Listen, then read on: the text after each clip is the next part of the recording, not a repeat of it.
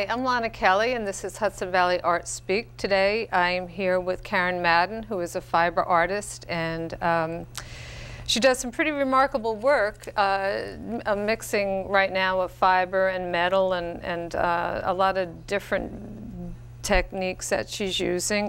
Thanks for coming today, Karen. Thank you for having me. Yeah, so Karen, we have this big piece right behind us here. It's called Running Out of Time, and I thought maybe we could talk about that a little bit. Okay. It's pretty remarkable. Like I said to you, I thought it was a smaller piece, so I was really surprised today when I saw how big it was. But tell me about it. Well, it actually was, it's in a series of timepieces. My very first piece was a big hourglass, about the same size as this, but it just had grains of sand made out of the fiber. And then I got the idea that I wanted to do a running out of time, because I am always running out of time to do things. And it just was always in the back of my head, what do I do with the fiber, with the grains of sand? Running out, and I wanted something different than what I did with the first piece. And one day I was in this fabulous yarn shop upstate New York, and lo and behold, there was this yarn, and that is actually yarn that's produced like that, the grains. That very nubby very yarn? Nubby, and so of course I had to have it, and immediately by the time I got home I had the idea all framed out in my mind. And I like using copper in my work. I didn't necessarily start out like that, but the copper was a way to actually frame my pieces. So I attach the felted fiber to that, and then I stitch, in this case, the grains of sand onto it to make it look like I'm running out of time. So there's a lot of texture in this. The background is felted. Yes, it is. And how do you do that? Do you knit and then boil it? Or? Yes, I do. I have a very large knitting machine that it's a manual machine, but it's large. It's about 8 feet long, of my own kind of invention, and I literally knit up these very loose pieces of fabric, of knitted fabric. And then, just like you may have in your lifetime accidentally taken a wonderful wool sweater and put it in the washing machine with a little too hot water, it shrinks. So who hasn't done that, right? And that's what the background is. So that is a way that I use. It's 100% wool fiber or yarn that I use, and it will shrink up, and it gets very stiff, like a boiled wool jacket or vest or something. And I can cut it, I can shape it, I can form it in any way that I want to. So you've been working with fiber your whole life, haven't you? Yes, I have. You started out working with cloth and making clothes. Yeah, I came from a farm that my mom was very self-sufficient when it came to clothing and home decorations and such. So she always made all my clothes, and she taught me at a very early age to work with fiber, with fabric. As I got older, she was getting also into upholstery work. Oh, wow. She didn't do a lot of knitting, although she is certainly the one that taught me how to knit. And so it just was a natural thing for me to continue on with it, you know, as an adult. That's interesting. My mother taught me all those skills too, and I can remember she ventured into upholstery. And I was just like, "What are you thinking? What are you doing?" Well, you know, a long time ago, it was a fun thing and an economical thing to do. Absolutely, so. Absolutely. But I haven't kept up with it. Now, you use a lot of different techniques in your pieces. For instance, in the piece Moon Phase, which is actually, is it a moon rise, a moon set? Well, it's, I guess it would be a moon rise, I guess, depending on where you are in space. Yeah, And so this particular piece of the craters of the moon are formed by a technique called shibori. So I mentioned knitting the piece first, so that is knitted a gray yarn, and it's very loose. So then before I boil it, or wash it or felt it, I actually put objects into it, and I tie them with a rubber band or a piece of non-felting string of some sort. And what happens is when it comes out of the washing machine, the hot water, where the object was, it doesn't felt. And so now, this is in moon phase, it's the reverse of it. I have an example here of something similar to it, where this is, I put marbles in these before I felted it, tied a rubber band around it. When it comes out, I get all these neat little knobs. In moon phase, I just turned it over, and this doesn't show it very well, but it shows those little. So so this is what gave you the crater effect. The crater effect. Oh, I see. Yeah.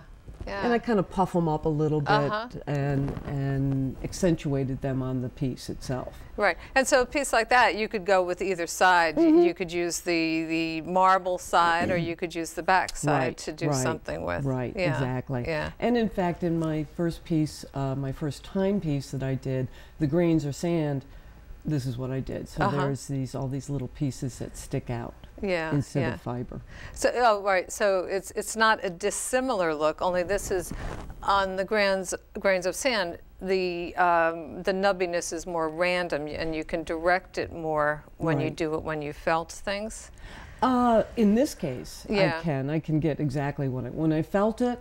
Yeah, you're not really sure what's going to come out. Sometimes they come out looking exactly how you envision. Sometimes they don't, and if they don't, then I just changed the design to fit it a little bit. So, yeah, in a case like this, sometimes the marbles will fall out during the felting process, and they roll around the washing machine. But they still will give me an interesting effect. Another way to use the shibori effect is, in this case, where I made trees. This again is just a sample. But I took binder clips before I felted it. And I stick all these binder clips onto the fiber like this. So this thing would be covered with binder clips. It goes into the washing machine, the hot water, it comes out, I remove all the binder clips, and I get this pattern. Or any pattern that I'm looking for. Yeah. So was this a test piece for something else that you did? Yes. Yes. I did a large, I was working on a large pieces for a show in Vermont, and they really liked the way this looked, so I was trying different colors, different greens, if you notice, and see which ones I wanted to use. As it turned out, I didn't use any of these particular ones because I went a different way with them, but I like doing this because it really gives me, and I have several pieces that I made with using this technique. I really, it's so interesting. I really like the way it came out. And the different, you have different sizes, different tree sizes, thicknesses, and I have the big binder clips. I have the little binder clips. So I have a whole big stash of them. So are you always on the hunt for yarn, for wool? Yes. I venture into a lot of wool and sheep shows, yarn shops, because everybody seems to carry something a little different. Online, of course. This particular yarn here, actually fiber, this is from a place in Taos, Mexico, New Mexico, and this is sheep wool that actually, it doesn't come green, but it comes right off the sheep like this. So, and then the woman spins it into, lengths like this. Right. And I use this as accents because, sparingly, because it can be overwhelming. But I love the lanolin feel to wool when you feel it. Your hands must be nice and soft. Well, until I have to work with the binder clips, then they get rough. Karen, you're a member of the Tivoli Artist Co-op? Yes, I am. So you do a lot of shows up there? Yes, I do. Been there now for about 2 years, and it's a wonderful gallery to showcase my work. In particular, there are no other fiber artists at this point that are showing their work, so my work does kind of stand out when I display it there. Where, if somebody wanted to see your work now, I know you have a website. Yes, I do. And so people could go there, see your work. Right. And where else? Well, actually, I have a show right now at Baby Cakes Cafe in Poughkeepsie, New York, right across from Vassar College. And that will be there through the middle of May. So a lot of my pieces are there. I have a rather large show of large pieces up in Springfield, Vermont right now, at a place called the Great Hall, which they actually asked me to do 5 large pieces showcasing the 5 seasons of Vermont. And the 5 seasons? That's more than we have here in New York. I had to ask the same question, and they told me everyone in Vermont would know the 5th season as the mud season. That's very true. So that's very true. So if you wanted to see it, they're all on my website. So that showcase there. Yeah. And if people wanted to visit your studio, you're part of the Art East Open Studio Tour? Yes. My husband and I, our gallery or our studio is called Rockin' a Soft Place, he being a stone artist. And we are on the Art East Open Studio Tour, which has always been, we've done it now 2 or 3 years and love it. It's been a wonderful experience for us to do that. And sometimes you and Bob work on pieces with a similar inspiration, only he does a piece in marble and you'll do a piece in wool, fiber. Right. Actually, one that I did first, I did the Nautilus, which is just a large Nautilus out of fiber. And I incorporated not only the copper in that, but I also incorporated a piece of stone that he made for me. It's an alabaster. That's the center of the Nautilus. And the fiber, of course. And now he just recently finished a Nautilus piece. Oh, I'll look forward to seeing the two of them together.